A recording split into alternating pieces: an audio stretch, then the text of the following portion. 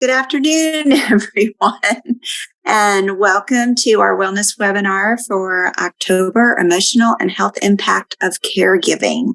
We are really excited about this webinar today and so glad you could join us.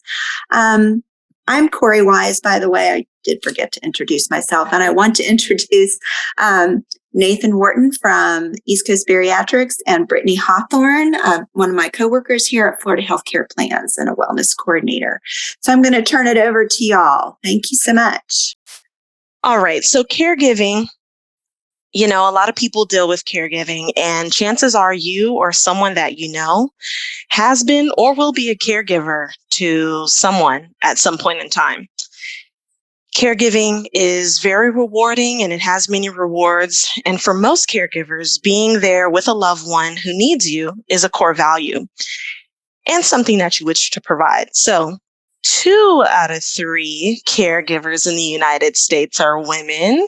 Shout out to the 88% there. That means they provide daily or regular support to children, adults, or people with chronic illnesses and or disabilities. With the shift in roles and emotions, it is almost certain that you may have natural feelings of anger, frustration, exhaustion, feeling alone, or sadness. And those are all part of caregiver stress. Caregiver stress has been defined as the emotional and physical stress of caregiving, and it is more common than you would think. It is a role that looks and feels very different for everyone. And caregiving comes with a host of conflicting emotions. Sometimes feeling of self-doubt is at the top of the list, but there are, like we said, a bunch of emotions related to it. So because caregiving can affect all aspects of life, it is really important to understand how it looks, how to manage the stress and challenges when it comes to being in this position. I think the shift of roles is an interesting idea whenever you look at this, because that's not only hard on the caregiver, but it's also hard on the person that is receiving the caregiving, which actually can lead to more stress because of the empathy that a caregiver often feels in that situation. Absolutely. That's a great point.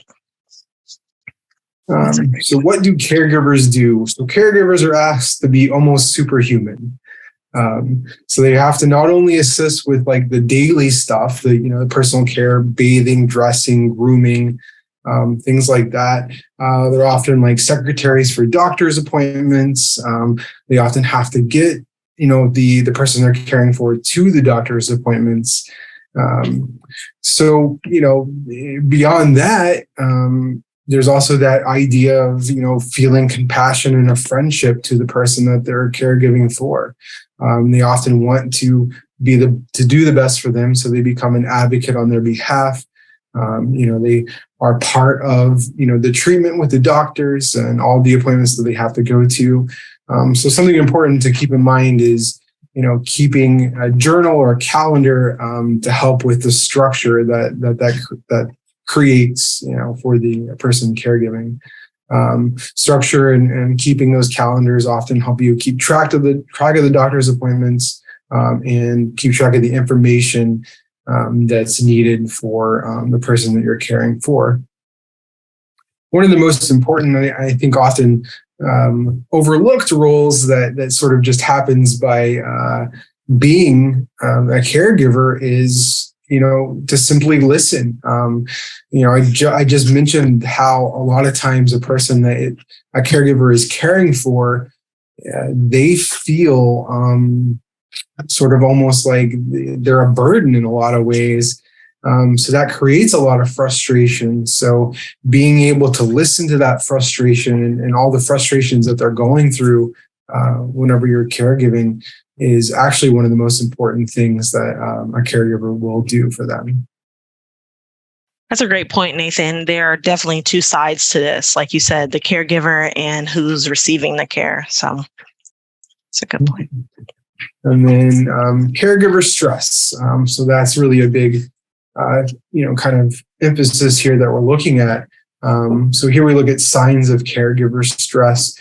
One of the things, and I work in bariatrics, and a lot of times patients that struggle with an unhealthy relationship with food are caregivers. It happens a lot, and so it's this built-up stress, and using unhealthy coping skills, whether it be through food or other unhealthy coping skills, is something that that overwhelming stress can create.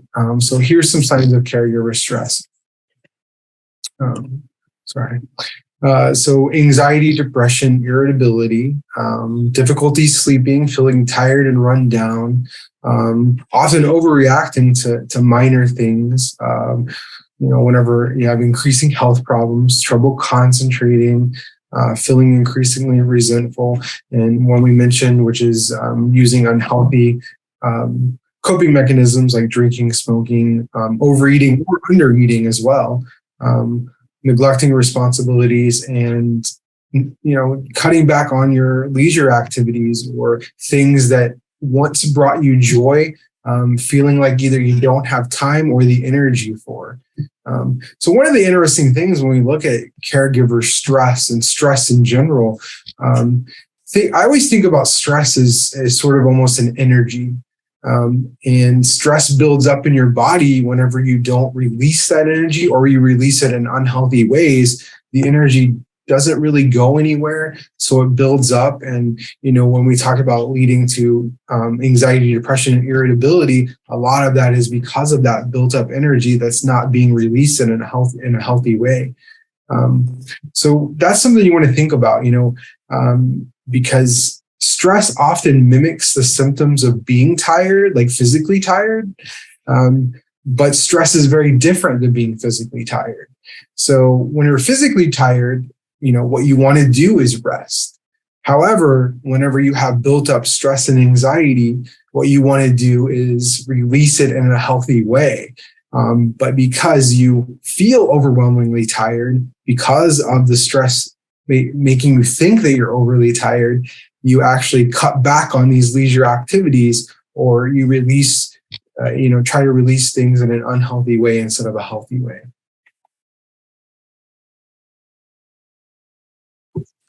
And sometimes being a caregiver can be very taxing in multiple ways. So the financial aspect of caring for a loved one can be very troubling, and caregiving can impact your wages, your retirement funds, promotions at your employment, even just remaining employed. So this is one of our poll questions. The annual cost of caregiving related expenses is about $7,000 out of pocket, or nearly 20% of a household's average annual budget. Caregivers can often spend less time on leisure activities, like Nathan was saying, which results in, decrease of going out or taking vacations, having fun, doing things for yourself. Mm-hmm. So with that imbalance, like Nathan was saying, it can really lead to some burnout. Caregiving can play a huge role in relationships. So there's a little survey that's put in here. So in the survey, 3/4 of adults caring for their parents reported strains in their relationships of caregiving. And 46% said that it damaged their romantic relationship. And 25% said that it played a major role in their divorce. So it's definitely something that you have to keep in mind when you're a caregiver. Right. And also when you're looking at relationships, I think oftentimes that, when you're in that situation, like going back to being stressed and just feeling overwhelmingly tired, that it also, one of the issues that it creates is reduced communication in a relationship. So you have to almost make it a point to communicate appropriately, with spouse or loved ones. Something that tell, a lot of people that I see is we have to remember that our support system doesn't know how to be supportive until we tell them how we want to be supported. And a lot of people forget that, or they just don't have that conversation. So what you want to do is just sometimes you want to take that step back whenever you're having these, going through these relationship issues due to caregiving, and just say, well, how do I need to communicate what I'm going through and how I can actually, get support, or maybe how can my support system help me, whether it be a spouse or friends or loved ones or siblings or anything that any relationship can take a strain because of this. Great point. So, of course, we know there are some health impacts on caregivers.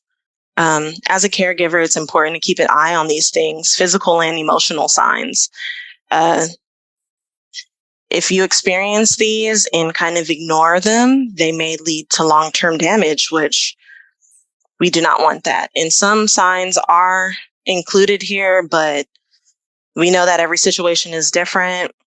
Some signs may not be as common, but they are definitely important. So please be sure to listen to your body. Don't ignore things. Nothing too small is worth ignoring. But the best way to continue to take care of your loved one is by taking care of yourself. You want to do so that you have a better outlook and more energy, so that you can be able to take care of your loved one. And make sure that you're attending your own doctor's appointments, and that, whenever you're having these physical issues or even emotional things, like, seeking professional help for when you're going through this and it's creating emotional issues. That's a wonderful thing. And those resources are a lot of times available, with insurance, to, find someone that you can talk to, and that you can vent to, just like you're listening, and something we talked about earlier, that you're listening and to the person that you're caring for. You have to also remember that you sometimes need to vent, and seeking out professional help for that. There's nothing wrong with that at all. Absolutely. So we'll just jump right into the tips. More tips. All right. So tips on how to with caregiver stress. Complete small tasks to regain control. When dealing with another person's fluctuating health, you do feel overwhelmed. So you want to keep your tasks sort of structured. Control is a big part of this, because like a lot of times whenever you have a lot of chaos in your life, you feel like you don't have a lot of control. And so it's kind of breaking down to what can you control one step at a time. So one of the things that's always a big emphasis for me is this idea of eating for health, right? Eating for self-care. Or a lot of times I put the phrase, we want to continue to eat like we care about ourselves, to show that self-care through our nutrition. Something that I truly believe is that nutrition is the foundation of our self-care, because it is, when things feel very out of control, the nutrition and fuel that you put in your body is always something that you can control. So you want to put in the best fuel so that you deal, mentally, physically, and spiritually in the best way possible with the situation you're faced with. Getting enough sleep. One of the most overlooked parts of good self-care is sleep. I know it's not always easy, because whenever you have a lot of things going on in your mind, it can be sometimes difficult to get sleep. So it's okay to seek professional help for that as well whenever you need it. But one of the things that we talked about earlier that will help with getting enough sleep is to look for those outlets preemptively, through our next topic is moving with exercise, but those things go together. Whenever you have a good exercise routine, your sleep patterns are improved. When you get enough sleep, it's easier to exercise. So there's kind of this cycle that goes with that. So, and honestly, like eating, sleeping, and exercise is all sort of a cycle that goes together. Whenever you do the best you can with those, they get better and better and better as a whole and as a rotating cycle. Nathan, can I mention something really quick? Yeah. So while we're talking about eating, sleeping, exercising, all that kind of stuff, if you're an FHCP member, we have dietitians available for you. It's at no cost to you. So if you are interested in changing your eating habits, that's available to you. They have one-on-ones. We have health coaches that can help with all accountability, whatever goals that you may have. So that is also available. We'll talk about that at the end again.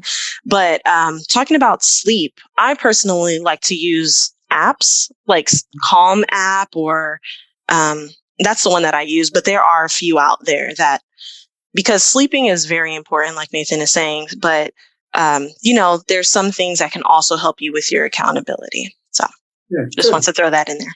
Oh yeah, the apps are actually, I've never used them, but I've heard really good things about a lot of apps that help with that.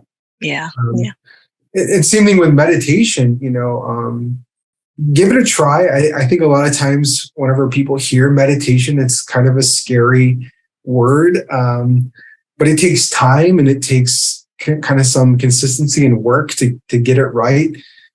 So give it a try. And just like you talked about sleeping apps, there's really good meditation apps out there that sort of take you through the process a little at a time, making it a little bit better and easier as you go along to get better at meditation.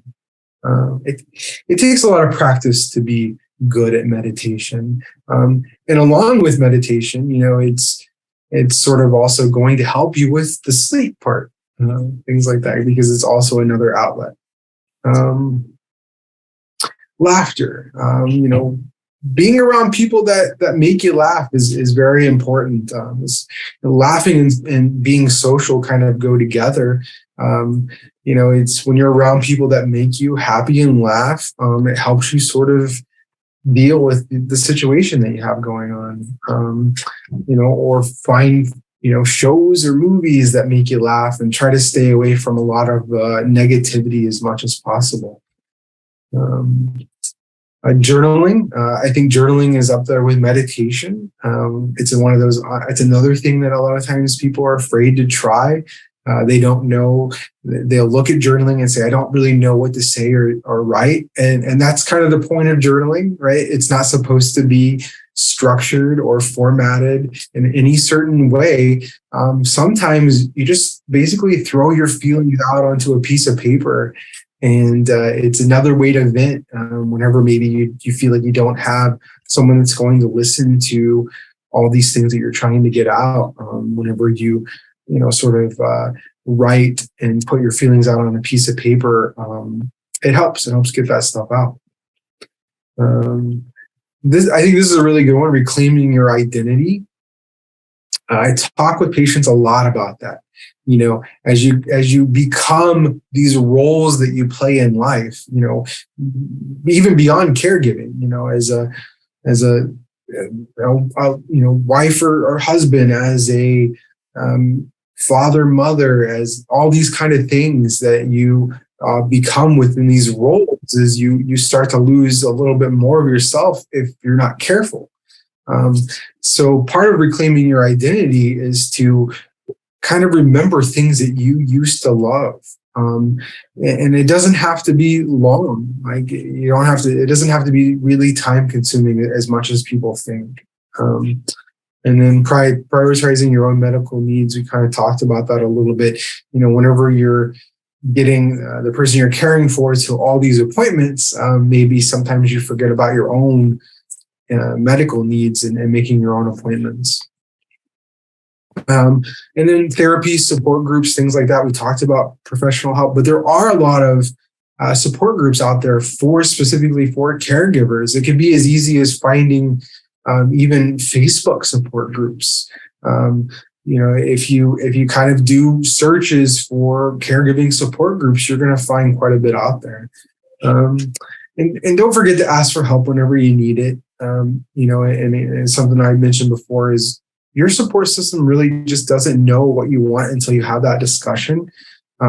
So make sure that whenever you need something, that you actually ask for that help. I think sometimes, we don't want to feel like a burden to other people, but the moods and annoyances and things like that we demonstrate is probably way worse than just asking for help in the first place whenever you need it. So make sure that you do ask for help.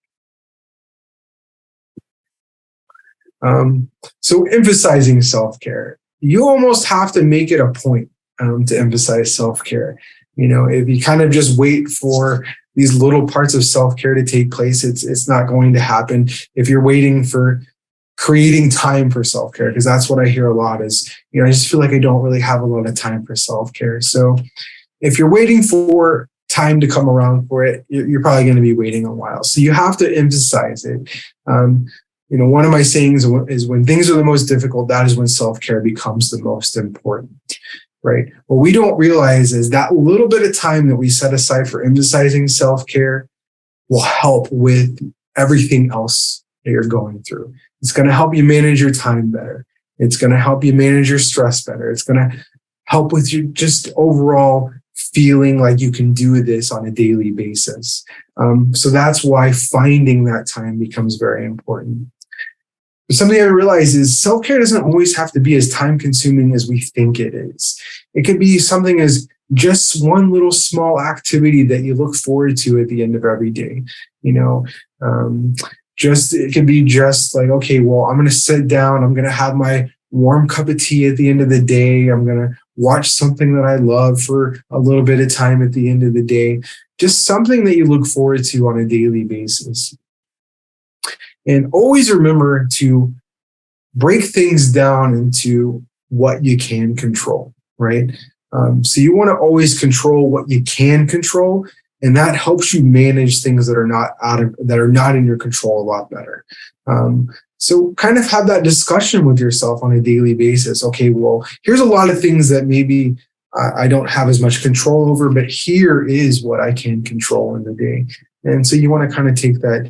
And, whenever you journal, that can be part of your journaling as well, is, looking back through the day and saying, okay, well, what today, could I have had better control over? Could I have taken control over? And there's going to be things that are not in your control. And, how could I have managed those things better? We will chat with you all soon. Once again, if you need us, contact us, and we will see you all next time. Have a good day, everyone.